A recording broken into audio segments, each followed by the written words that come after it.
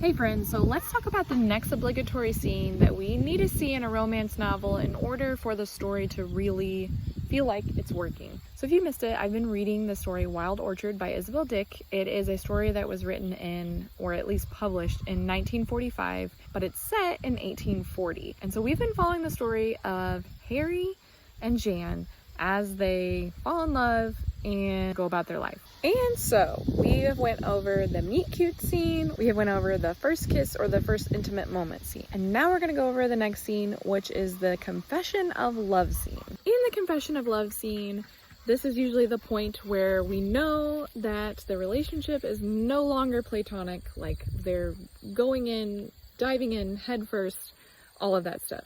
I've been having some issues determining whether this scene would correctly be identified as the confession of love scene, but I will just share with you what I think is the confession of love scene in this story, and as I continue reading, maybe I'll change my mind. We've had Harry meeting Jan, have a great witty conversation. We see them meeting up again at the fair, and he puts his hand on hers, and it's really sweet. Not been very long, and Jan's like, he has to go back to Van Diemen's Island, or Tasmania, where he is from, because he gets a letter saying that his dad has passed away. So he has to leave. If he is going to have a relationship with Harry, it has to be now.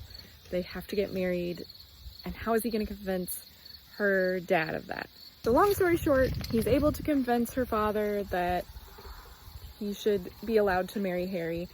They end up getting married and like pretty much immediately board the ship and go on this whole long 6-month journey to Tasmania, endure a lot of different things along the way. I guess it's kind of difficult for me to say that this is the confession of love scene because they really don't know each other that well, and they are getting married, and we have to remember it's set in 1840. So I mean, like, not everybody back then got married so quickly, but that is kind of something that's used a lot in the plot of a romance novel. I guess you could say that's kind of the confession of love, but also as they're traveling along in the 6 months journey to Van Diemen's Island, their relationship sort of evolves a little bit more. Like, you can tell they're really familiar with each other. We know that there's going to be trouble ahead, right? If they're already married and they're cruising along, we know that there's going to be some hardships. Is the confession of love going to be a little bit different in this story than it would be in a contemporary romance? You can see I'm having some issues determining